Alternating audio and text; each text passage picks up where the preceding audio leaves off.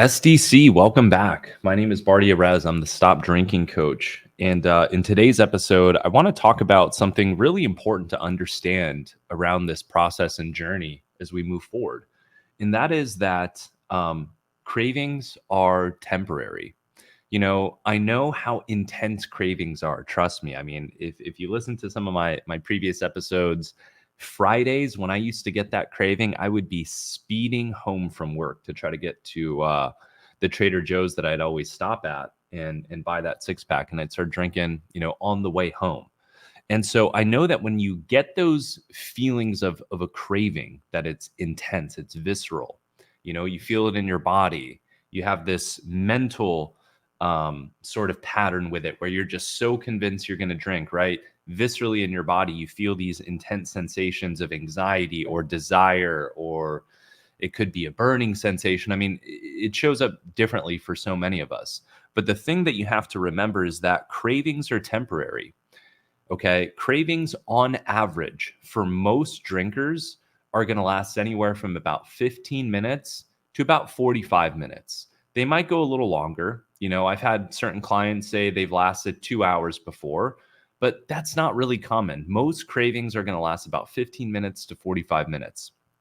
And they're kind of like a bell curve. If you think about, bell curves that, you learned in math, you've got this straight line, and then you've got this kind of this trigger point, and then it rises up, and like a bell, it kind of curves, and then it comes down, and it goes back to its baseline. And that's how cravings are as well. I know in the moment when you feel that craving, when you get that craving, it feels like that feeling, that thought, that intensity, that sensation isn't going to go away until you get a drink. It feels like you're going to be in this perpetual state of longing and desire, but it's just not true. Okay. Cravings are temporary. They last 15 minutes to 45 minutes. So when you get a craving, you have to pull yourself out. You have to go into that state of the observer where you pull out of your mind, out of your body, as if you're up in a, camera room, like watching yourself. And you have to remember, hey, okay, this feeling, this sensation, whatever is happening inside of me is temporary. It doesn't last forever. What causes us to stay stuck in this vicious cycle is when we continue to give into the cravings, when we make decisions based on temporary phenomenon, right? Let me say that again. What keeps us stuck in this vicious cycle is when we make decisions based on temporary phenomenon. And the reason meditation is so important, the reason mindfulness is so important, the reason increasing your level of self-awareness around your internal environment is so important is because of this very reason. Because what you discover through this healing process, through this discovery process, as you're growing and evolving your spiritual, psychological, and emotional nature, as you're learning to overcome your addictions, is understanding at a fundamental level that everything that we experience is temporary. Our thoughts are temporary, our emotions are temporary, and that really what we are as a operator of this vehicle, of this system, is that we are a witness to a series of thought forms that are constantly shifting, and we are a witness to a body or a vehicle that is constantly shifting in sensation, what you might call feeling or emotion. Okay. Think about it. When you wake up, right, you're a little bit tired. And then you have some coffee and then you're energized. And then you go to work and then you're focused. And then, your boss sends you an email and then you're a little frustrated. And then you go to lunch and you forget about it, and then you feel hungry, and then you start to feel satisfied. And then 2 o'clock rolls around and you get a little tired, so you have some more coffee, and then you feel motivated again. And then, you start to feel worn out and a little bit tired because the work day is long, but then 4, 5, 6 o'clock is coming up and you start to feel a little bit motivated or excited again, right? Like then you get home. Like, so you have to understand that everything is shifting. And what meditation teaches you, right? This is a known experience that you discover as you begin to increase your self-awareness around your internal environment. Is that on average, we have about 60,000 thoughts a day. Okay. 90% of those, they say, are the same as yesterday, maybe more, right? I would say most people aren't really having novel thoughts every single day. You're thinking about the same things over and over and over again. And same thing with the body, right? It's like, how old are we? We're in our 20s, 30s, 40s, 50s, 60s, right?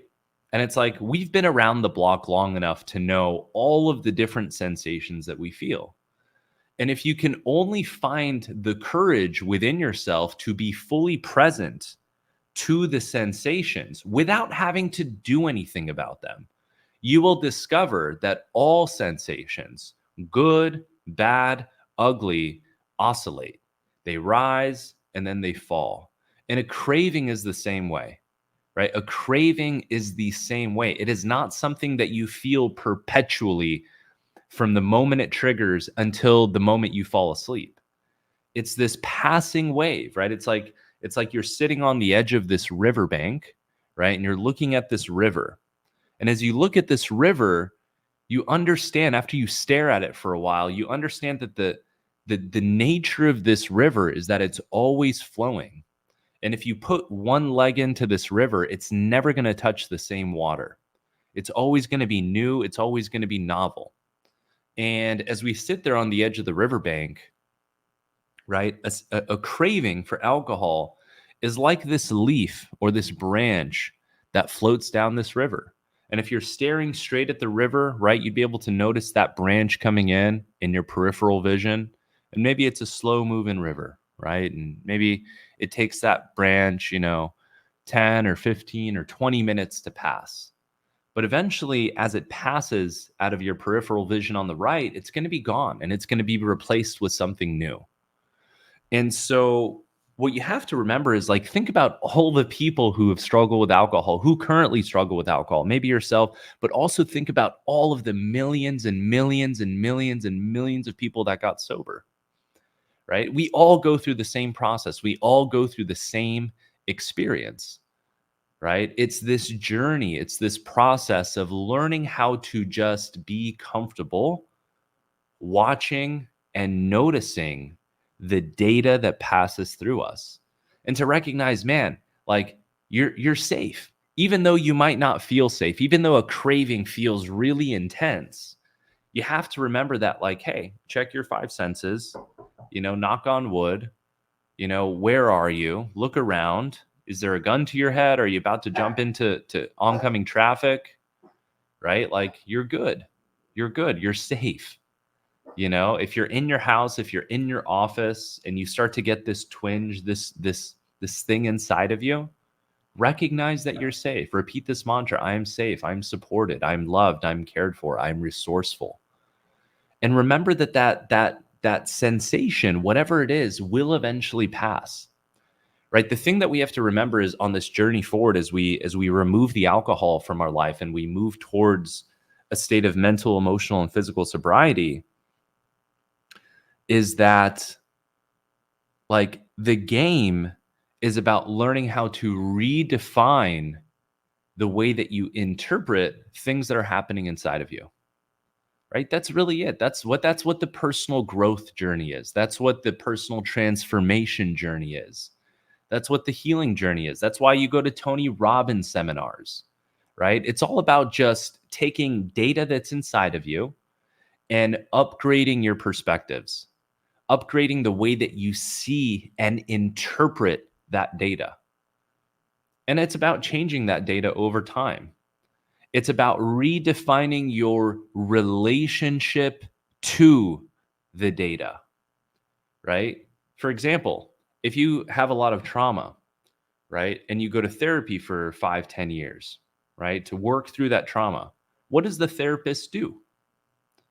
Right? The therapist acts as a mirror and as a guide to help you incrementally get closer to that trauma in a very safe and controlled way.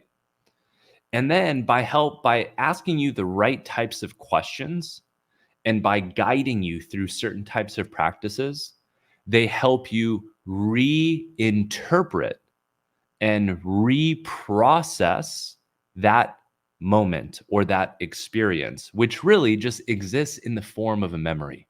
I think I'm going to write a book. eventually. And that book is going to be called Change Your Memories, Change Your Life. Because as we think about our life, as we think about our reality, as we think about our future, what people generally don't understand about this human experience is that the way their brain, their sense of self, identity, ego, persona, personality, whatever you want to call it, that thing inside of yourself that you refer to as me, that thing tries to understand the present moment, and it tries to predict the future based on past memories. So when you take two people and you say, okay, one is successful or one's not successful, there's a lot of variables and conditions that go into it. But largely, one of the driving factors of it all is, what is the memory bank that somebody is using to pull data from? What are the reflection points that somebody is using to try to make predictions on? Right. So if we have a really rough childhood and upbringing, and many people did, and they don't even recognize that they did, because maybe there wasn't overt sexual or physical violence or abuse, but there was emotional neglect. And there was, oh, Johnny, we don't talk about our feelings. Oh, Samantha, we don't talk about the things that, we're going through. We repress those, we push those things down. Right. And you don't get, during those early formative years, the language skills, the interpretation skills, the models to understand thought, feeling, and sensation. All those things become super scrambled. They become really intense and they dysregulate you, right? They start to affect your self-esteem and your self-image and your confidence around what's acceptable and what's not acceptable. And then you start to just produce feelings of guilt or shame around even the concept of having feelings, right? Like, so many things can happen which create dysregulation inside of us. And when that dysregulation goes on for years and years and years, whether it's anger or frustration or overwhelm or sadness, or just not feeling safe expressing ourselves. So we've got all this pent up energy and emotion or thoughts that we quite literally do not know how to process and move outside of our body. Man, this vehicle can only take so much before it starts to redline and fume, right? And when it starts to redline and fume, and we don't have the tools and skills and strategies to navigate our internal environment, to process and make sense of our thoughts, to make sense of the sensations, or to really even understand what these are and to recognize their transient, impermanent nature, right? It becomes too much. And then we go out and we use a substance that, man, is just such a Trojan horse in our society. It floods the brain with dopamine, reinforcing the consumption of it, while at the same time alleviating temporarily, very, very temporarily, whatever that thing is, that pain or that stress or boredom or whatever way we're trying to find relief. But then it does it at the expense of the way the vehicle operates. It does it by adding in all of this debt. So the next day we feel worse than how we started the day before, thereby causing an increased level of motivation to seek out relief again.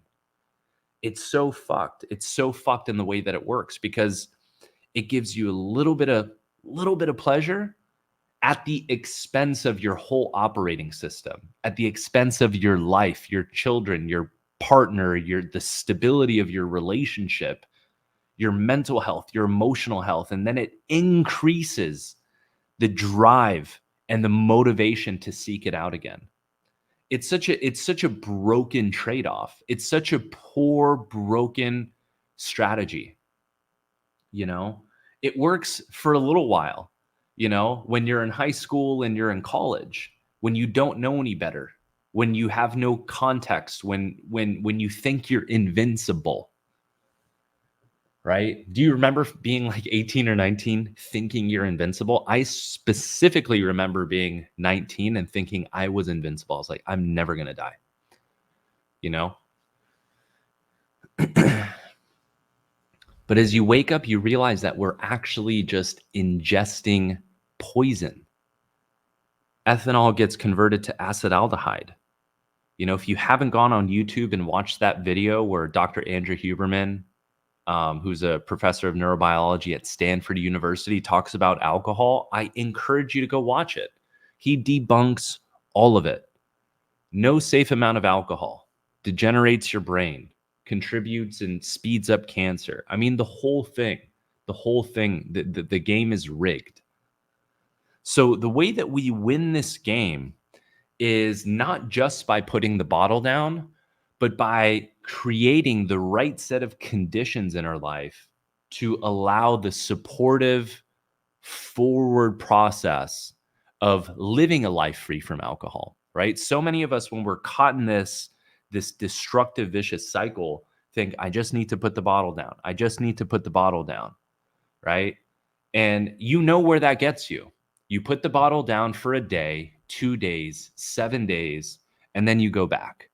30 days, a dry January, and then you go back, right? It's not just the alcohol.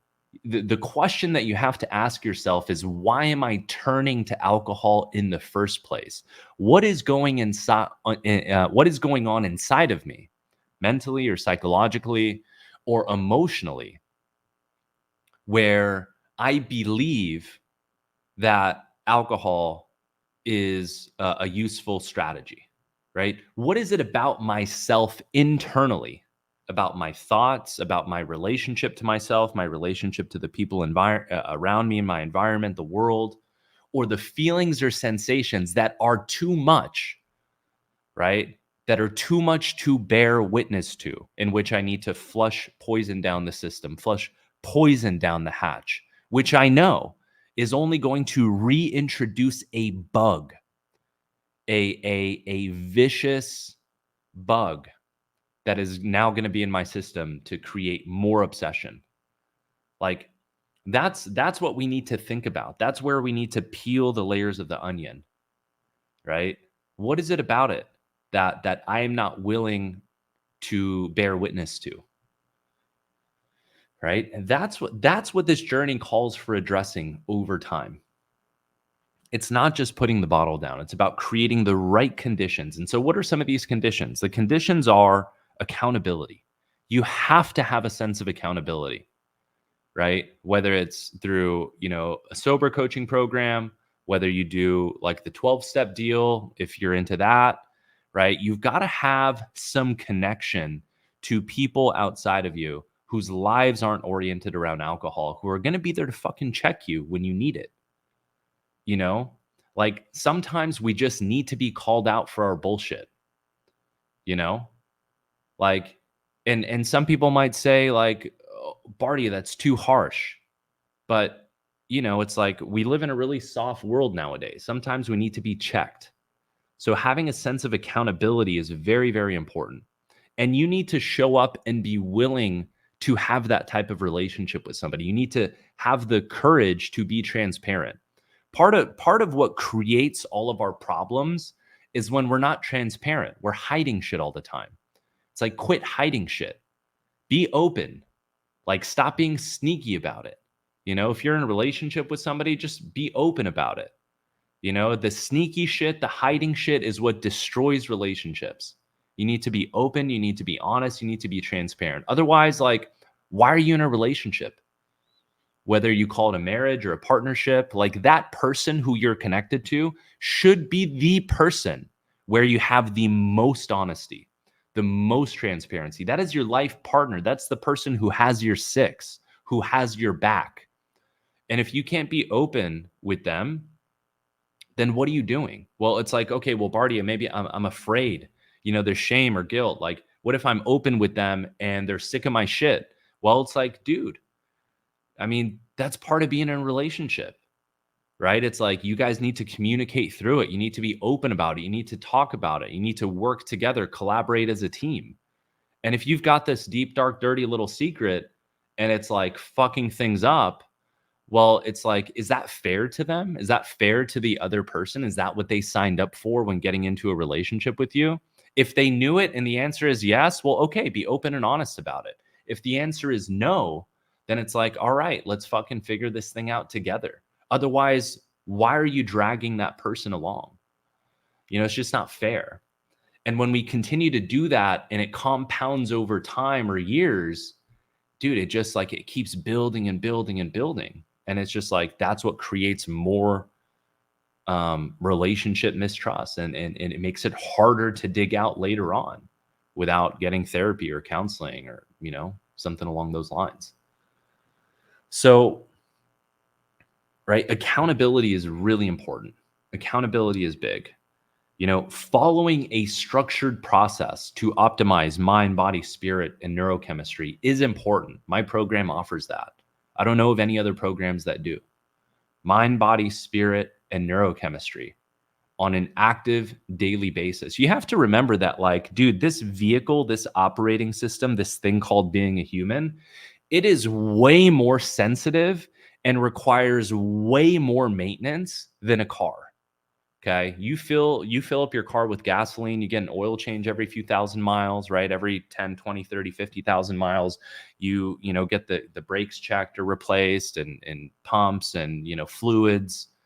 Your body requires way more upkeep from your sleep, your diet, how much water you're drinking, vitamins and minerals, deficiencies, sunlight, movement, exercise, human connection, a feeling of connection to yourself, to your life, to the world around you, to your environment, the feeling of pursuing something in life that's worthy and meaningful, having things that you're interested in, curious about, right? When you look at like the wheel of life and all your shit's fucked, it's like, yeah, no wonder why you're turning to alcohol, right? And if you just go to drop the bottle, right, this poison that you've conditioned yourself to become accustomed to over decades, and you don't go out and begin aggressively optimizing the vehicle through all of these measures, it's like, dude, it's going to be way harder.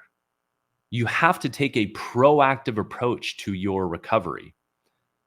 A lot of things out there don't really advocate for that, or they might say it in a meme or like on some, Instagram post. But like if you're doing this and you've repeatedly tried on your own and it failed, you need to get super aggressive. Like go back and listen to that episode on my podcast where it's called Mindset. You have to be willing to go to war.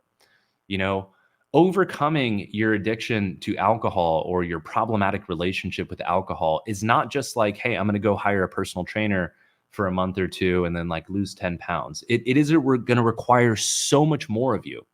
And you have to get to that place inside of you where you're willing to go to war. And when you go to war, there are certain types of non-negotiables, right? That you just have to be willing to acknowledge and accept. Right? Like, for example, you wouldn't go into enemy territory without weapons, right? And so just like in your first week of sobriety or your second week of sobriety, like when you're trying to not drink, you don't just go out with your friends to a bar where like it's going to be guaranteed for you to drink. Like you have to be willing to take a very strategic approach to this thing. And you have to understand that it's possible. It's possible. I was drinking 4 to 6 bottles of wine a day and I stopped. And now I don't get cravings for alcohol. Thank God. It's been, a year and a half, 2 years where I've gotten a craving. The first year there was cravings. The first year there were cravings. Year. Not like the first 2 weeks, the first year I got cravings. Right? And so ask yourself, hold the mirror. Are you willing to have cravings from time to time for a year to then eventually get to a place where you basically probably never get them again? Or if you do, you're so good at handling them and they're so far and few and far between, and they only last a few seconds to where you can be free of them forever, right? A lot of us, are impatient. We go into this process where it's like, we've been drinking since we were 15 or 13 or 16. We're 10 years into this thing, 20 years into this thing, 30 years into this thing. And, like we we get frustrated and angry and upset when we're 2 weeks, 3 weeks, a month into the process, and we're like, Jesus, I thought like, my entire life was going to be healed. It's like, dude, you've been doing, like, imagine you've been doing cocaine for 30 years and then all of a sudden you stop. Like, how long do you think that recovery process is going to take? Probably at least a few months minimum. I have some clients who come in who, 60 days into it are flying high on cloud nine. And I have other people who come in who in their first 30 days, like, struggle. And that's okay. That's okay. The way that you feel in the beginning of this journey, regardless of who you are, is not indicative of how you feel for the rest of your life. I say this all the time. What's going to happen when you take a person who's relatively smart and successful and has a life and is relatively productive, and you just stop pouring poison down the hatch? Dude, life is going to get better in every way over time, right? Like, but you also have to be proactive in the mix, right? Part of the reason a lot of us were drinking in the first place was because we were unhappy with ourselves. We were unhappy with ourselves. We were unhappy in our relationship. We were unhappy with our work or our career, right? That's what being a human is, man. We came here to learn. We came here to grow. We came here to evolve. We came here to increase our skill sets, to become wiser, to develop more context around the human experience. We came here to get better, to navigate this experience in a more effective way. Why do you think we went to school? Why did you go to college? Why did you try to get, a good job? We all have this innate desire to grow, to evolve, to become better, to realize more of our potential internally. I think that is the driving force. You take everything else away, every human being to some degree has a desire to explore themselves internally and to create better conditions for their life. That's why everybody would prefer to have $1 million than not have $1 million. It's because what does $1 million afford you? It affords you more creative control over how your life unfolds. It gives you more access, more options with how to manage your time, right? With what you want to do, with the experiences that you want to have. Everybody would rather have more experiences that are unique and novel and colorful and playful and interesting and stimulating than less. But alcohol keeps your life very, very small, right? And it's not alcohol's fault. Yeah, alcohol is a poison, but it's an inanimate object. Objectively, alcohol is just a poisonous liquid that sits on the shelf.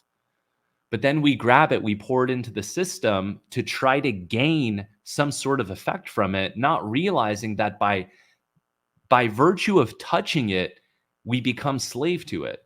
Because when we seek to regulate or optimize through a substance outside of ourselves, there's no other way it could end than by becoming a slave to it. Because what we're saying by choosing the alcohol is that I forego any personal responsibility in the management of this vehicle, and I'm overturning all responsibility and power to this liquid. And so the liquid says, okay, like a jailer. It says, okay, well, you can have a little bit of relief. You can have a little bit of enjoyment. You can have a little bit of whatever it is that you're seeking to get through me. But in exchange, I'm going to take everything else away from you and make you believe that you can't have those things or enjoy those things unless you come to me. It is a jailer. The protector becomes the prison guard. The protector becomes the prison guard. Remember before you started drinking when you're 12, 13, 14, 15, whatever years old? Okay, if you started drinking at 10, I've got that person listening. Okay, remember when you were 9 years old? Whatever. You woke up, you did your things, you went to school, you had fun, you played outside, you did recess, you came home, you did your homework, you played some video games, you played outside, you had dinner. You didn't think about alcohol. Life wasn't being filtered through, is this enjoyable or is this not enjoyable? Or how do I feel about this? You just did life. right? You were curious. You were naturally exploring things.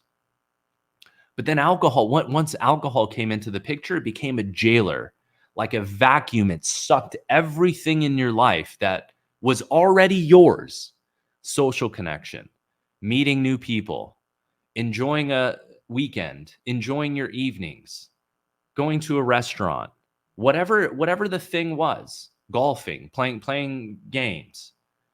It sucked all those things like a vacuum and it put it behind the gate and it said, "Oh, okay, well, now that you're turning to me as your source of fun, well, I guess I'm going to take all these things from you.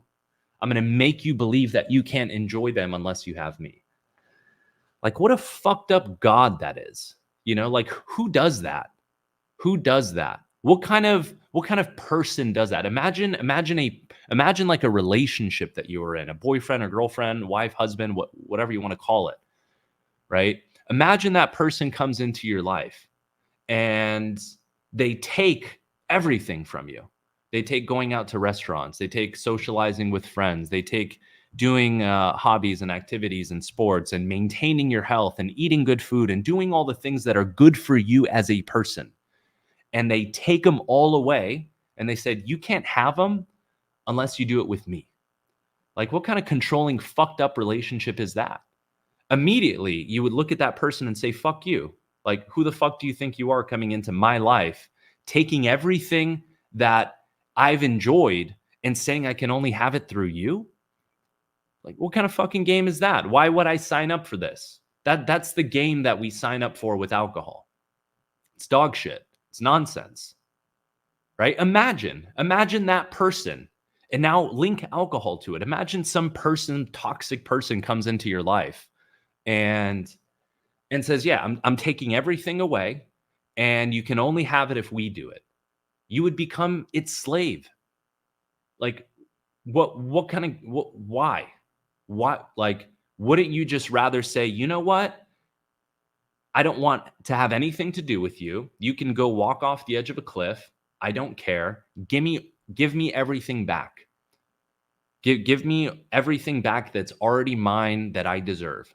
The ability to connect with people, the ability to be present, the ability to enjoy my evenings and weekends and to go out and socialize and make real, authentic human connection around conversation that's meaningful and valuable and deep and connected to authenticity and the human experience, not the fucking Dodgers game, not the fucking bullshit nonsense that you talk about while you're drinking and never remember."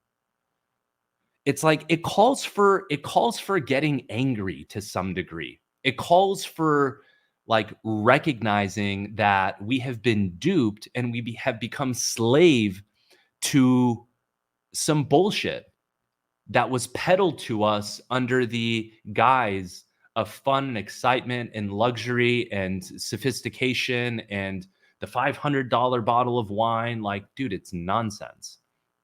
It makes you slower. It makes you dumber. It lowers your IQ.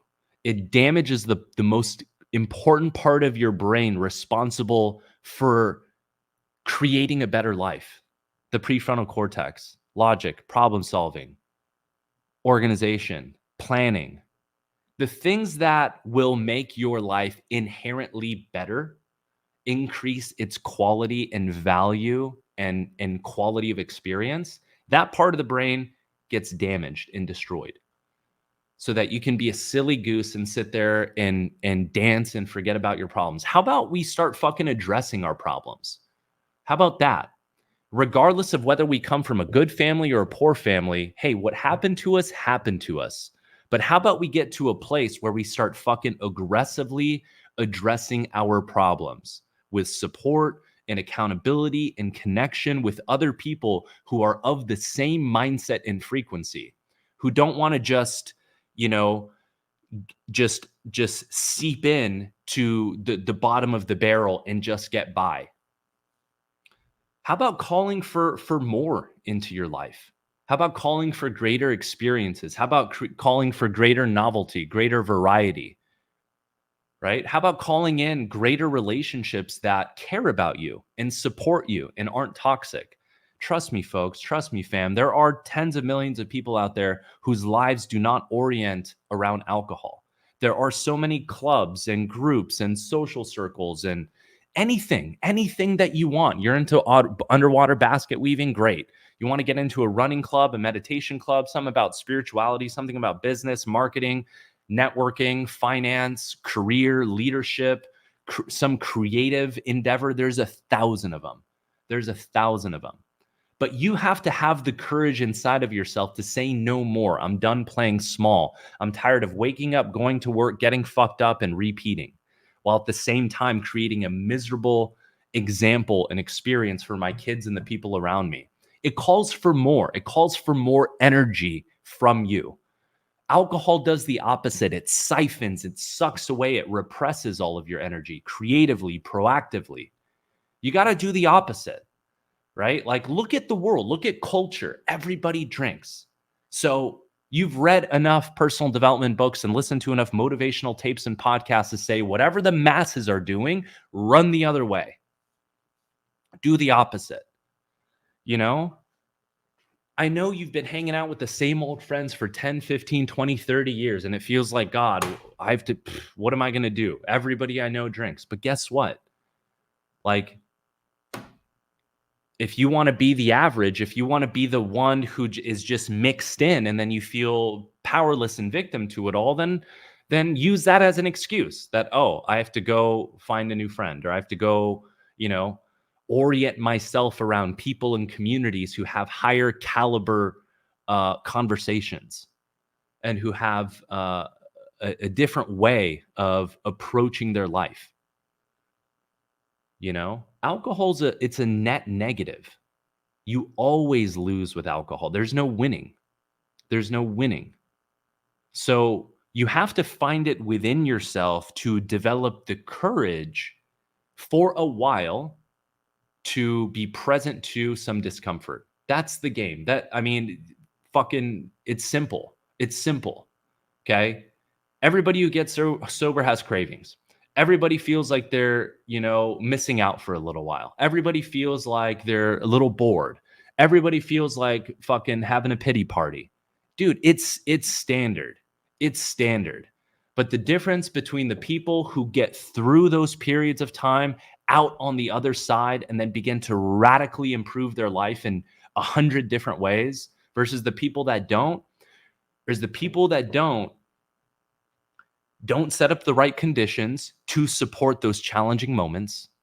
And when it comes to those critical choice points, they just give in rather than maintaining that resolve, maintaining that courage to be like, okay, whatever's going on in L2, if you jump into my program, you'll understand L1, L2, L3, whatever's happening in L2 in the mind and whatever's happening in L3 in the body is temporary. It's going to pass.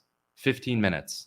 Boom. Set a timer on my phone for 30 minutes. I'm going to walk out my door with my headphones on, and I'm just going to walk in a direction for 30 minutes, east, west, north. Pick a direction. And when that alarm goes off, I'm going to turn around. And I'm going to throw on Bardia's podcast, or I'm going to listen to one of my favorite songs, or I'm going to go for a run or a jog. Guarantee by the time you get back, whatever thing you thought you had to squash, you're going to manage it. Guess what we all learn on this journey. Doesn't matter who you are. What you are forced to learn is how to manage your mind and how to manage the sensations that flow through you. Like, that's it. That's it. You learn to peacefully coexist with thoughts that are whatever, negative or berating or mean or whatever, or obsessive. Or you learn to coexist with what feels like needles in your stomach, aka anxiety, or loneliness, or sadness, or whatever that thing is. You feel it in your chest, you feel it in your stomach, you feel it in your shoulders, it radiates down your arm. But guess what? It's all transient. It all changes. It all fluctuates. And you learn this in meditation. This is why meditation is so powerful as we embark on this journey forward. Because for 10 to 15 minutes a day, you sit there and you close your eyes and you simply observe. Like when was the last time you just observed your internal environment to understand yourself? Like you're a grown adult. How old are you? 30, 40, 50? Your eyes are always open, taking in the world outside of you. And you're always out here sitting, making these predictions on, letting the outside world influence how you feel inside. But guess what? The secret to life, the secret that every religious, spiritual, philosophical master who's ever walked this earth from every continent across every time zone, they say the same thing.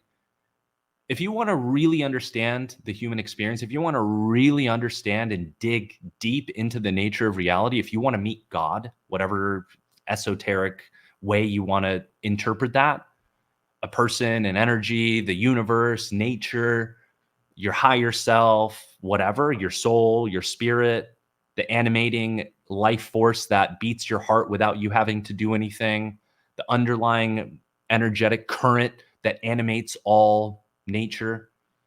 If you want to meet that thing, if you want to get closer to that thing, close your eyes and explore inward. But so many of us are afraid to do that, right? And so the question is, if you have such a hard time doing that, simply closing your eyes and being with yourself, then that is the journey. That is what we need to begin addressing. And that is why this path and process is so profound. You're not just putting the bottle down. You are reacclimating. You are rediscovering. You are learning how to live within this vehicle that you've been numbing for so long. Dude, that's a big job. That's a big responsibility. Like, that's what I help people do. And so people come to me and they're like, oh, this, that. It's like, do you understand like what we're actually doing? We're not just putting the bottle down. We're learning how to live alcohol-free, mentally, emotionally, physically, energetically, spiritually, every which way. We're learning to redefine our relationship to ourself, to our thoughts, to our feelings, to the sensations that pass through us. We're learning to reinterpret our memories. We're learning to change the narrative, change the story around our life, the way we manage our time, the things that we do, our values, our priorities, all of it. This is like a comprehensive deal, And so like, you have to be committed to that process. You have like even if you don't see the whole staircase, which nobody does when we start this journey, you have to just be willing to take the next step. And that's what one day at a time means. We just do this one day at a time. I didn't know when I was shoulder mangled in the pool, 4 to 6 bottles of when I was drinking and I was in that excruciating pain, my rock bottom. In that moment, my life, I ran it all through, flashed before my eyes. I thought about my past. I thought about my future. I thought about the present moment. I had no idea I'd be sitting here talking into this microphone and tens of thousands of people, you in your car, wherever, listening to me while you're working out. No idea.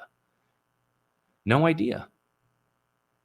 I just knew that what was happening in that moment couldn't go on and that I needed to take it one day at a time and fucking get out of my head, get out of all this future projecting and just I need to live my life in 24-hour increments. And for some of you, it's in hour increments or it's minute by minute increments.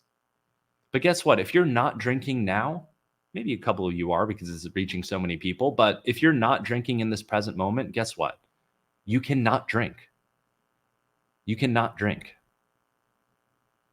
It's about learning how to manage those tiny little periods of discomfort for a while, and not give in to them by setting up the right conditions, maintaining a sense of accountability, having connection with other people, doing things that optimize the functioning of your operating system to reduce the craving and desire, which my program helps you do. And continually optimizing your mental health, your emotional health, your physical health, like doing the thing that we're supposed to do as adults, as creatures of this planet, to be proactive, live harmoniously, Be a good person, search internally for what has meaning to us and to pursue that and to express that and to have balance in our life and to take time for family and connection and creative endeavors and have personal time of disconnection from extra stimulus and to be mindful of what you consume energetically through media and social media and news and politics, and to use your gifts, your creativity, your talents, whether it's in your voice, whether it's in your physical touch, whether it's in the way that you nurture other people, whether it's in the way that you provide, whether it's in the way that you build companies or contribute.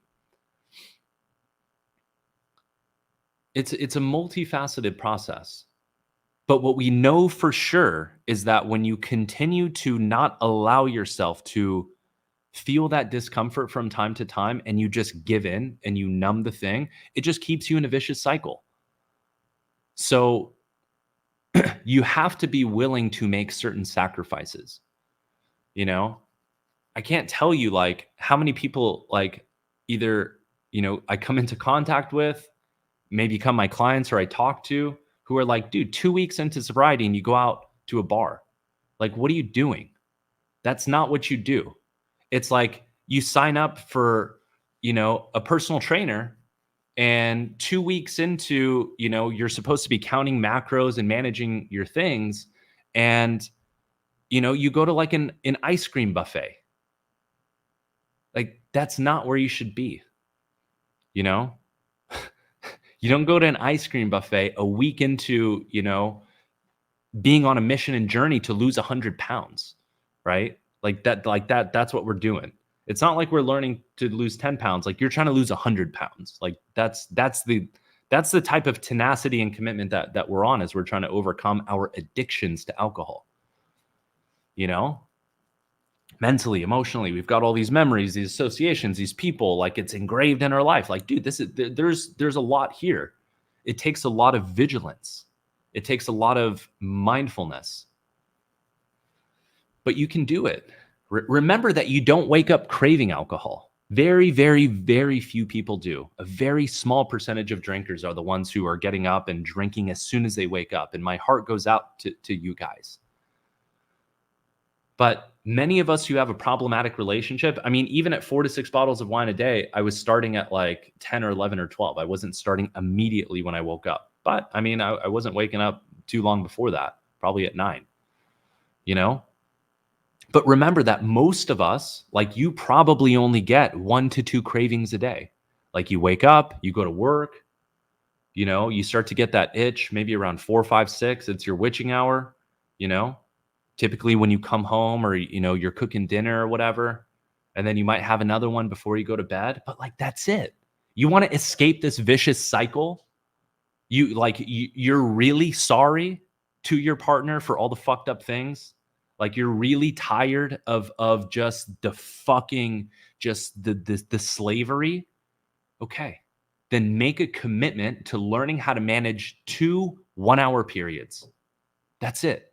That's what you're doing here. You're learning how to manage a couple uncomfortable periods of time within a 24-hour time block. And then on top of that, you develop the courage inside of you to say that, okay, if I want to escape this vicious fucking destroyer of reality, then I need to skip the party.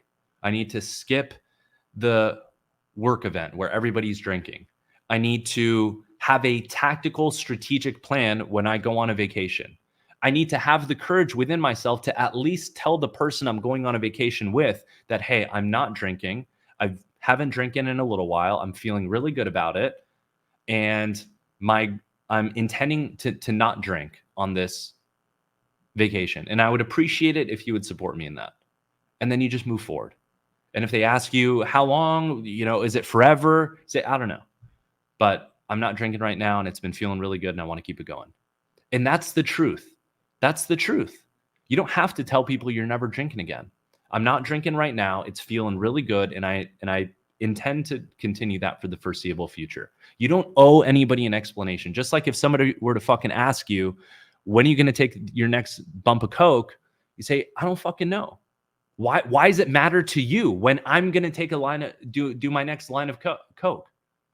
The fuck does it matter to you for? Like, you know? And you can feel a little frustration, or like you can feel that energy coming outside of me, because this is the mindset that we need to have. Okay?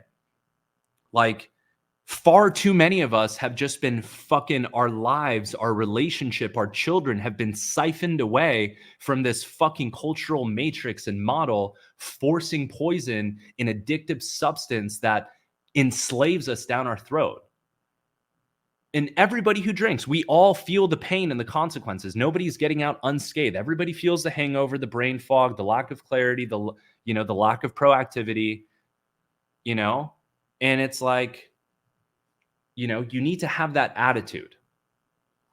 When you think about alcohol, take yourself back to the worst experience you've had on alcohol. Throwing up, the guilt, the shame in the morning, just the utter pain and the destruction, the conversation with your partner that just destroys your soul. That's alcohol. It's not the 1 to 2 drinks that you think, like, you got to play the tape forward farther. You have to understand that part of this quote unquote disease that they like to call it is that when you think about alcohol, it only plays the tape forward 10%. It's like you play a movie, right? You think about alcohol, you're like, oh, I think a drink would sound good. And imagine there's this movie called Alcohol in your life. And you play this movie 7 days a week, maybe some of you play it 3 days a week, 5 days a week. Right? Imagine you press play and this movie called Alcohol plays, and it starts out the same way every time and it ends the same way. You've actually seen this movie every fucking time you've drinking from the very first time you picked up alcohol, right? And here's how the movie plays out, right?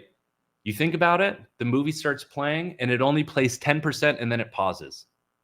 And then you're like, oh, this seems like a fucking great movie, because the way the movie works is like, okay, you've got this ritual, and you imagine yourself in the third person. You go to the store and you grab it, and then it's sitting there right next to you, and you're like, oh, I'm about to fucking feel really good right now. I'm about to escape this pain or this misery or this anxiety or this loneliness or this boredom, or things are going to get way more exciting, right? And then you have a couple drinks, and then the person, lights go on, and then the movie stops.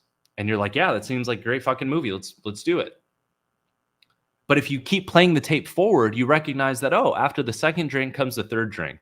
And as soon as the third or fourth drink comes in, the euphoria and the lights start to actually go down. But then you keep drinking. And now you're just chasing. And you're chasing until you go to sleep. And then you wake up and it's just filled with shame and guilt and why the fuck did I do it? And like the hangover and the brain fog and all of it.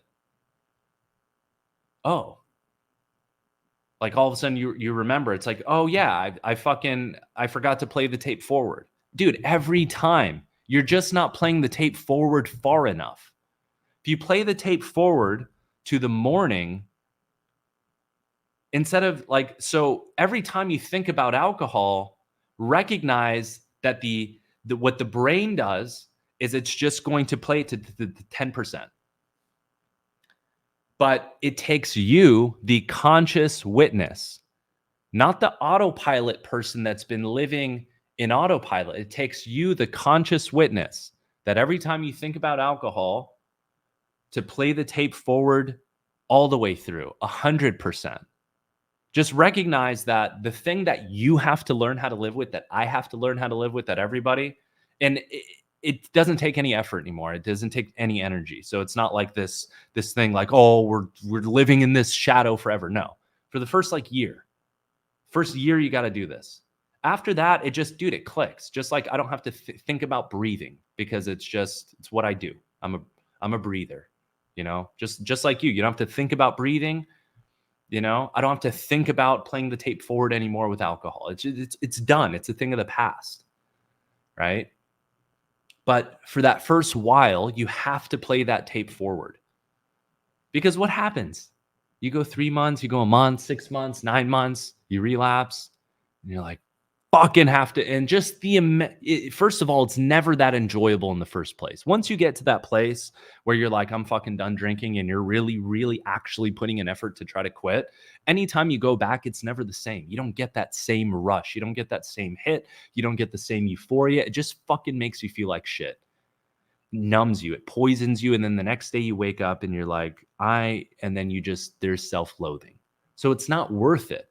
So you get to choose. It's not your powerless, you're powerful. You get to choose. Which experience would you rather have? The experience of whatever discomfort that you just have to manage for 10, 15, 20 minutes, right? Oh, you're at a party and everybody's drinking. You feel like the odd one out. Okay, great. Well, guess what? Parties only last an hour or two. And then you get to go back to 364 days and 18 hours of feeling good about yourself, you know? So you get to choose. What would I rather experience? This mild discomfort that I know is temporary when I'm out with my boys and they're golfing or at a restaurant or somebody's party or vacation. This mild temporary discomfort when I'm on a vacation, I'm like, oh man, I would have normally been getting fucked up right now. Sitting at the bar seems really fun and exciting.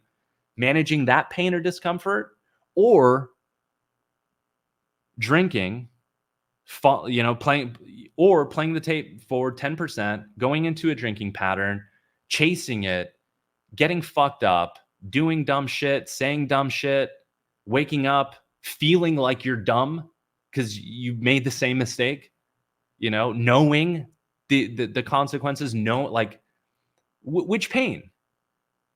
Choose the pain of just being uncomfortable for a few minutes, knowing it's going to pass, knowing it's going to pass.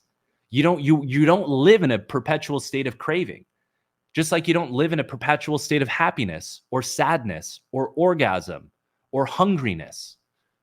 You can satisfy whatever the thing is, and then it passes and it changes into something else. And that is the human experience, my friend.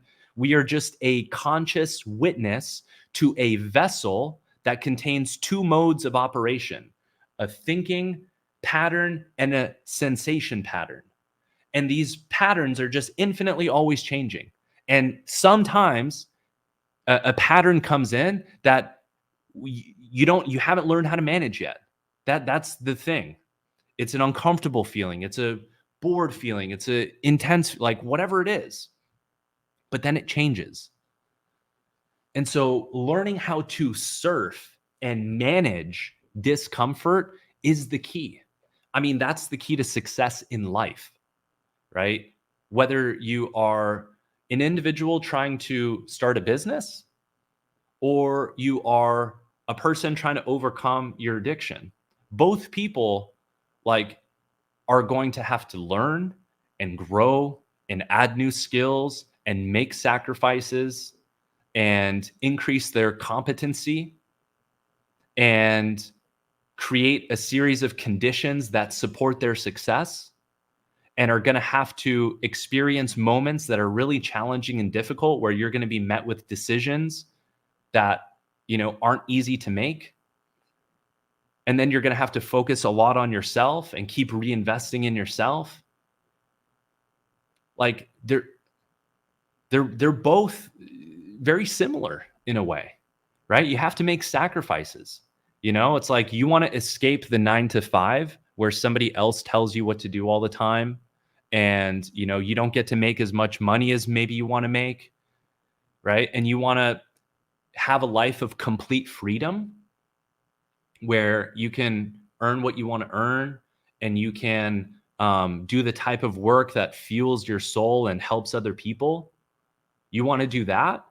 Well, guess what? In order to get there, you have to go through a very long period of shutting out all distraction, where you focus all of your attention, energy, and resources on yourself so that you can invest in yourself and increase your skills, knowledge, resourcefulness, competency, output, energy, time, right? You have to say no to all the dinners and the distractions and the people who are trying to take time away from you. And you have to go all in on building your business. You might have to skip holidays. Like so many people when they go to build a business, will work through holidays, right? Like very common. You hear that all the time from all the books that you read, the podcasts that you listen to. But it's like, when we're getting sober, it's like, oh, well, we can't miss a holiday, knowing that all my family does is drink, like I have to go be with them. It's like, no, you don't. You can prioritize yourself. You've had 30 holidays with them, 50 holidays with them, 70 holidays with them. You have to get to a place in yourself, within yourself, where you're willing to make the sacrifices necessary to fucking get the job done. And guess what? Like, it's just sitting with discomfort. And then you just fucking get over it. Like, oh, yeah, didn't get to go to dinner. Oh, yeah, didn't get to go to the vacation this year. But guess what? You've got 40 years left to live. You can go on a vacation next year. When you've built the foundation, you feel confident. There's a saying, it's like, don't get mad for the results that you don't have. Don't be mad about the results that you don't have because of the work you didn't put in. Fuck, I'm fucking it up. How does it go? It's like, don't be mad about the results that you don't have because of the work that you didn't put in. Right? I think that's how it goes. And it's true. It's true. It's like, if you don't have the results that you want, it's like, well, you didn't put it in. You didn't earn it. And so much of this kind of process, when it comes to our problematic relationships, it's like, man, there is some pity party. There is like, yeah, but fucking, whatever we complain about. I complained about it. We all have our own little internal things, pity parties that we throw. But it's like, well, what do you want? What do you want? Are you more committed to the pity party, or are you more committed to getting to the result? And if you're more committed to getting to the result, which is staying alcohol free one more day, then whatever discomfort presents itself in that moment, that is what you're also committed to working through and being present to and enduring, or applying a tool or strategy or self-regulation technique to manage and get through. And guess what, man? Like, the good news is, like, when you choose staying alcohol free, when you choose this path, when you choose this way, life just keeps getting better. Guess what? Guess what happens every time you overcome a craving? You become a little bit more confident. What happens every time you choose to make a sacrifice and then, like, you wake up the next day feeling really good and productive? Dude, it all comes back to you. Remember, you're a smart, successful, intelligent human being who's already relatively productive. What do you think will happen when you retrain the system through neuroplasticity and the regulation of your nervous system and a complete total upgrade of the way that you manage your mind and your emotional system, like your lifestyle? Like, what do you think is going to happen when you stop pouring poison down the system and then you go on a super proactive run of making your life better? Dude, your life's going to get better, right? Think not why the giving up of alcohol. Think, how do I address the underlying pain and concern that was driving me to drink in the first place?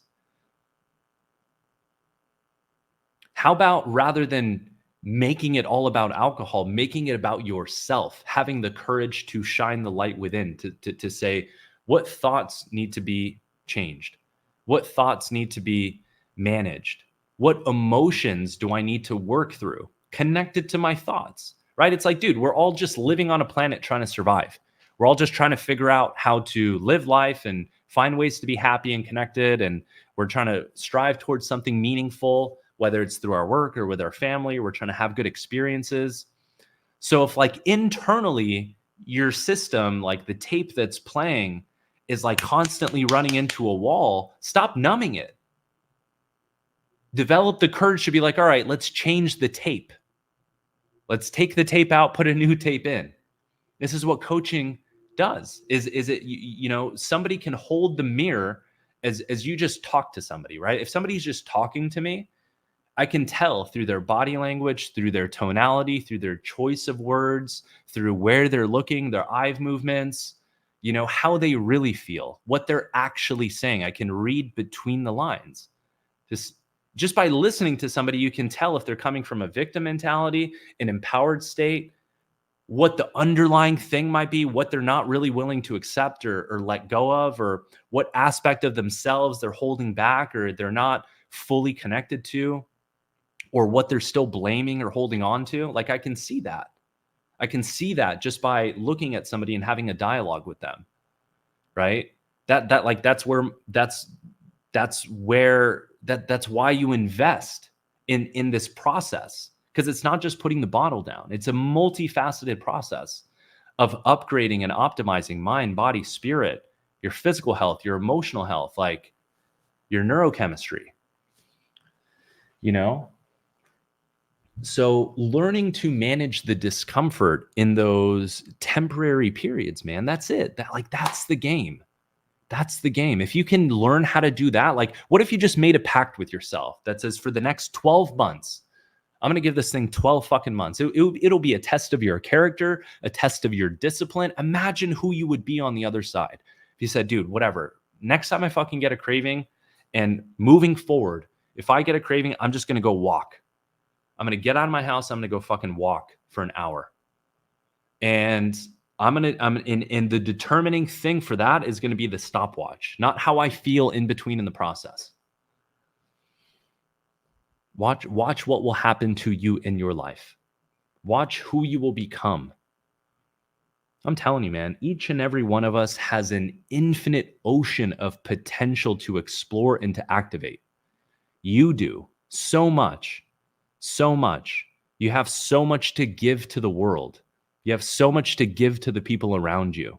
If you just remove the poison and you begin to heal the wounds, the pains, the dysregulations, the things that don't allow you to fully believe in yourself, the things that don't allow you to express your voice the way that you want to move your body, like, man, the thought and idea of like, dude, time is limited. Time is limited here. How old are you? How many years do you have left? Write that down. Think about it. And consider the fact that, like, there will be a moment, if we're lucky enough, where we get to just reflect.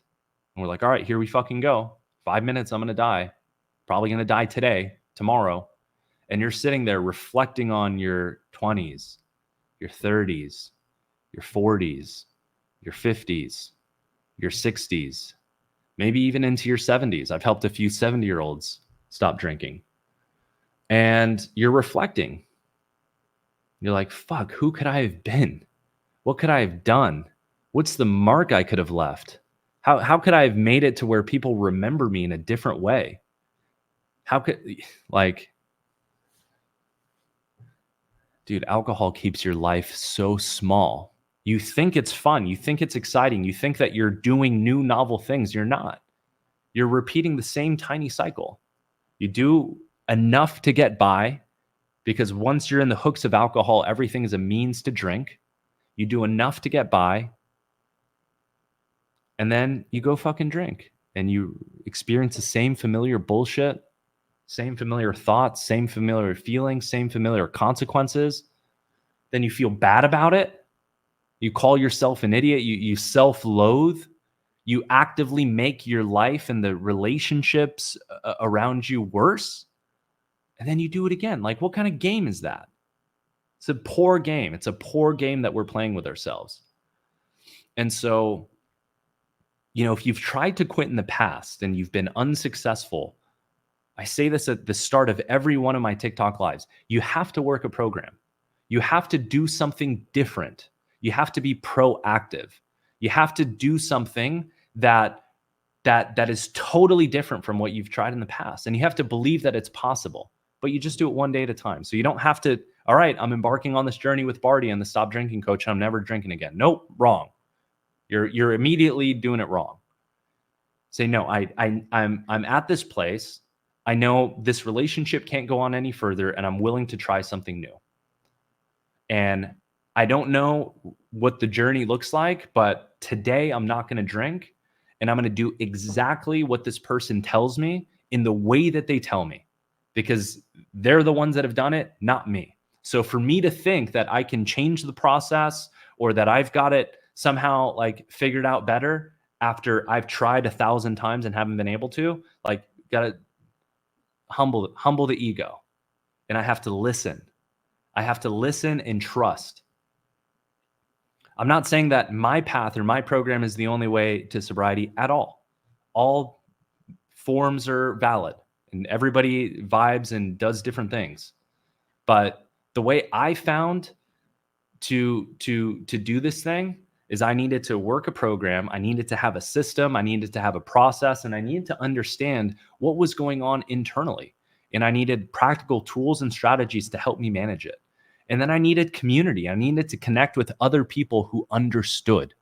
And I needed to be able to text them and call them and have support and be able to check in and like just feel like I wasn't alone, and have people who I could rely on during times that were challenging. So that's what I encourage for you is find something that resonates and be willing to go all in. And remember that like this game, this whole thing is all about taking these little, what would normally have been painful moments, and learning to work through them, to recognize that they're impermanent. You're going to wake up the next day feeling so good you didn't drink. Always. You never wake up wishing you drank the night before, right? It's about you learning how to sit with that discomfort temporarily from time to time. It's what we all have to do. And the sooner that you can just accept and acknowledge that, hey, from time to time, there's going to be some discomfort, and that's okay. That's okay. It's part of the process. It's part of what happens when you take a very sensitive vehicle, incredibly sensitive. All it's trying to do is heal you and keep you alive. And you pour poison into it for 15, 20, 30, 40 years. Like, dude, you fucked it up. Like it needs some time to recover, and have some compassion and grace that when you feel those feelings of discomfort, it's just the residual debt that you have to pay back. Just like paying off student loans, fucking 10 years later, you still see that $300, $400, $500, $600, $700 a month recurring charge, and it fucking pains you. But it's like, yeah, at one point I was so excited about getting an education, and I was so certain that this was the knowledge that I needed and that this was the institution that I needed to get it from. And so I got a loan with debt and has a bunch of interest, but I'm willing to make that sacrifice. And so like with us, when we drink, we're making a sacrifice. We're sacrificing our health, our energy, our values, our relationships, our kids, our time, our money, right? And then at the back end, we have to pay that debt back. Alcohol takes from you way more than it ever gives you. If it gives you 1 hour of pleasure, 2 hours of pleasure, 5 hours of pleasure, it does that by giving you a followed up of 50 to 75 hours of pain. If you have a heavy night of drinking from 5 to 10 p.m., guess what? You're going to pay that back for 3 days. You're not going to be up to 100% baseline for 3 to 4 days. Minimum, probably longer in terms of like really full recovery where you're like fully sharp again, So for a few hours of pleasure, you sacrifice 2, 3, 4 days. And just throughout that 2, 3, 4 days, you've got this constant obsession, this hunger, this desire. When's my next drink going to be? Dude, it's a fucking bug. It's a virus. It's a virus. It's a virus that once you introduce it into your system, you're fucked. So that's how you have to see it. You have to play the tape forward all the way through. And to recognize, hold them to both in your hand. Which pain do I want to feel? This 10, 15, 20, 30, 45 minutes, an hour of craving? Or 50 hours of prolonged pain and shame and guilt and self-loathing, and then you got to talk to the wife and the husband again, and then the kids saw you again. Dude, it's just not worth it. It's not worth it. We have to get to a place internally where we psychologically and emotionally accept that like, dude, this thing isn't working. And you have to get out of denial. You have to look at the pain. You have to be clear on the pain, play the pain forward, and compound that pain over the next year, 3, 5, 10 years of your life if you don't get this thing figured out, because it will get worse and the pain will continue to compound. And sometimes, man, the pain, the damage is irreversible. And it's like, why go there? Why go there with yourself? You have such a beautiful life left to live. Like, why are we playing such a small game? It's such a small game. Life is so much bigger. It's so much bigger. So much bigger. And so remember that the cravings are temporary. It's not worth it. It's never worth it, my friend. It is never worth it. Give yourself permission to sit and peacefully coexist with that discomfort for a while. Get into running. Learn to peacefully coexist with some pain for a while and recognize that all the pain is temporary.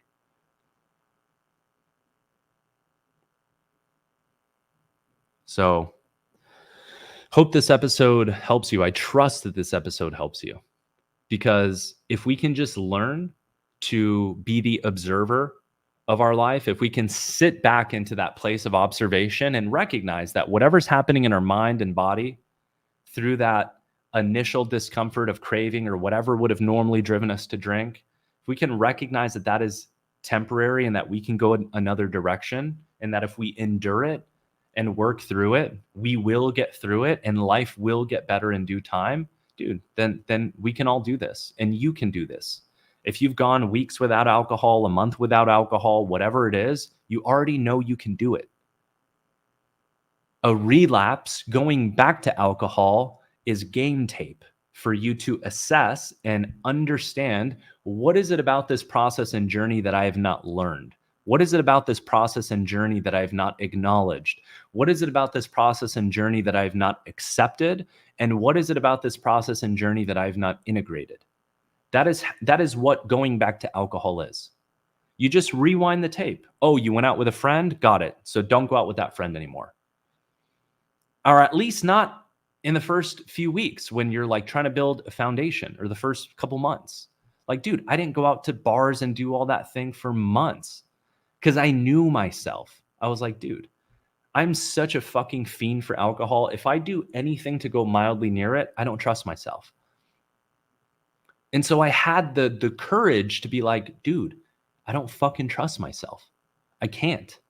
Sorry, dude. I know you want me to go out. It sounds like a fucking great time. I would love to just go obliterate and disconnect, but I can't do it. And it's because I'm clear on two things. I'm clear on the pain. If I do it, I know where I'm going to end up. And I know I'm at this critical place in my life right now that if I continue to do that, this other thing that I really want, which is to grow into the man that I know I'm capable of being and to fulfill my potential, I know that isn't possible. And so I want you to look at that for your own life, right? Get clear on the pain, and then think about the possibility of what your life could be if you just went all in and stopped fucking around. And recognize that that really isn't going to be possible in the way that you know it's possible.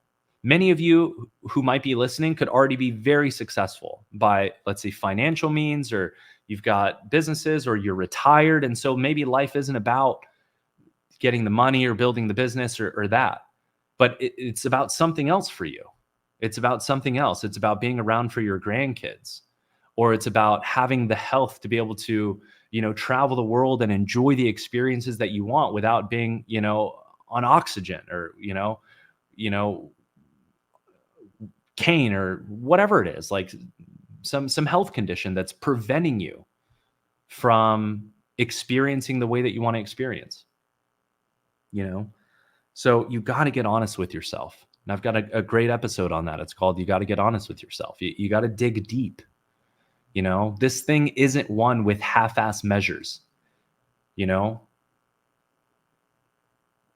got to dig. You got to go deep with it. But know that you're capable. It's all temporary. It's all temporary. The way that you feel in the beginning, oh, I'm making a sacrifice, or like, oh, I can't hang out with my buddies, or I got to skip a vacation, or like whatever the fuck it is, whatever it is. Okay. Like, it's not going to be like that the rest of your life. It's like if you're 50 years old, okay, can you take 50 to 51 and go monk mode, go all in on yourself, eliminate all the bullshit so that the next 49 years of your life, you're smooth sailing? It's like, yeah, I could do that. I think that's a reasonable trade off. I'm willing to endure some pain and discomfort and boredom and sacrifice. Dude, it only feels like that like for a little while. But I'm willing to make the necessary adjustments and to really just get serious about becoming a better version of myself. Do that for a year and watch what happens. Most people like haven't taken the time to actually drill in and like turn the fucking boosters on, pour some jet fuel into the engine and see what you're capable of by getting around the right people, having the right mentors, the right coaches, having the right types of conversations, reading the right books, listening to the right podcasts, getting into the right frames of mind. That's what you want. Empty the tank as a human being so that when you go to lay your head down to rest, you feel proud of yourself. That's what I offer. That's what my program offers. That's what I offer. That's what my community offers, is the connection and the path and the system forward to play this game. I can promise you that when you start playing a higher level game, you win higher level prizes. Life just gets better. What happens when you take somebody who's relatively smart and successful and productive and functioning, and you remove the alcohol and you give them the tools to better manage themselves? Dude, you become the co-creator of your life. So again, trust this episode was helpful for you. If you haven't been to my website, www.thestopdrinkingcoach.com, scroll down to the bottom. You can see what other people have said about my program and working with me. And fill out an application if you'd like to work with me. Really excited for some of the upcoming things coming up in 2024 that I'm building and working on. I'm building a course, which I finally just finished. And everyone who's ever been a client of mine is going to get access to it. All new clients are going to get access to it. And it is absolutely game changing. It goes super deep into the human operating system. Really, the best way I can describe it is what it's going to do is it's going to wipe the software clean and it's going to install a new operating system in terms of how to just understand and navigate your internal experience of consciousness across mind, your body, your emotions, sensations, a whole new interpretation of managing what's going on inside of you. With lots of tools, lots of strategies. There's going to be meditations that will help you lose the desire for alcohol at the deepest unconscious level. Healing meditations, things around your inner child, family. Dude, it is just going to be, I don't know anything that exists in the space that is even close to what I'm building, because I don't think anybody has the combination of like perspectives, experiences, and skill sets that I do. Not to say that it's not possible, but as of now in this space, once this is finalized, which is very, very soon, there's quite literally nothing out there that has the plethora of tools and strategies and support that my program is going to have. And I'm very, very excited for what the future holds. And I'm excited for all of you and all of the people I'm going to help through this program, because there's way too many people who are trapped by this thing, and there's not enough resources and support. So I'm very, very excited for what's to come. So if you want to work with me, go to my website and fill out an application. And yeah, if you haven't left a 5-star review, I would really, really appreciate it if you did, both on Spotify and on Apple. It'll help push the podcast out to some more people. And yeah, if you feel called to share this episode with anybody that you know, I would appreciate it. So thank you so much for listening. and I will see you in the next episode.